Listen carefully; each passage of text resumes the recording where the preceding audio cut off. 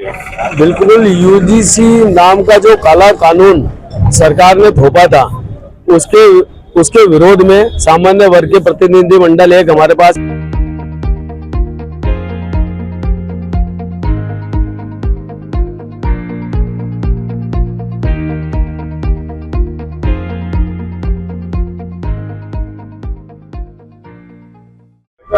भारत विश्व का सबसे बड़ा लोकतांत्रिक डेमोक्रेटिक देश है और यहाँ का जो संविधान है वो भी सबसे बड़ा है, लिखित संविधान है। ऐसे में सबको समानता का अधिकार दिया हुआ है और भारत में आरक्षण भी जो है समानता लाने के लिए दिया गया था।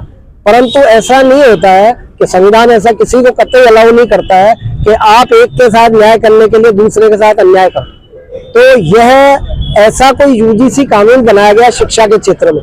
तो जो हमारे देश के प्रबुद्ध वर्ग है, वकील वर्ग है, अधिवक्ता है, जो इन कानून के विशेषज्ञ, उन्होंने देखा कि जो आने वाली पीढ़ी है, जो युवा पीढ़ी है, उसके साथ कहीं ना कहीं अन्याय हो रहा है। और ऐसा हो रहा है कि किसी के साथ अन्याय होकर मानव स्वभाव है, द्वेषता भी होती है, तो किसी के साथ कोई द्वेषतावश कोई झूठी शिकायत कर दे और उसका नाम पता नहीं बताया जाए तो ये अन्याय की श्रेणी में कहलाता है। इसको लेकर के जो सामान्य वर्ग के वकीलों ने और सामान्य वर्ग के प्रबुद्ध महानुभावों ने प्रयास किया, उसको आज सुप्रीम कोर्ट ने स्थगन आदेश दे दिया है।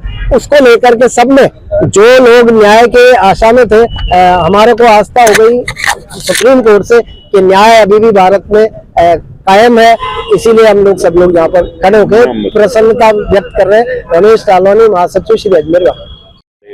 बिल्कुल, यूजीसी नाम का जो काला कानून सरकार ने थोपा था, उसके विरोध में सामान्य वर्ग के प्रतिनिधि मंडल एक हमारे पास श्री अजमेर व्यापार महासंघ के पास हमारे पास आया और हमसे समर्थन मांगा। 1 तारीख को भारत बंद है, उसमें आपका सहयोग चाहिए।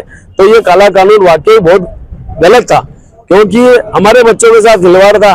तो आज हम सबसे पहले तो सुप्रीम कोर्ट का धन्यवाद देते हैं जिन्होंने इस चीज पे रोक लगाई, स्टे दिया है। मैं तो ये कहता हूँ स्टे से काम नहीं चलेगा। इस काले कानून को यूजीसी को तुरंत प्रभाव से निलंबित करना चाहिए। अन्यथा हम जो भी सहयोग हमारा श्री अजमेर व्यापार महासंघ हमारे व्यापारियों का हमें देना पड़ेगा, हम तुरंत प्रभाव से देंगे। 1 तारीख के लिए भी हमने इनको आश्वस्त किया कि हमारे अजमेर का सबसे बड़ा संगठन है 131 व्यापारी सबसे बात करेंगे और आपको पूर्ण समर्थन देंगे।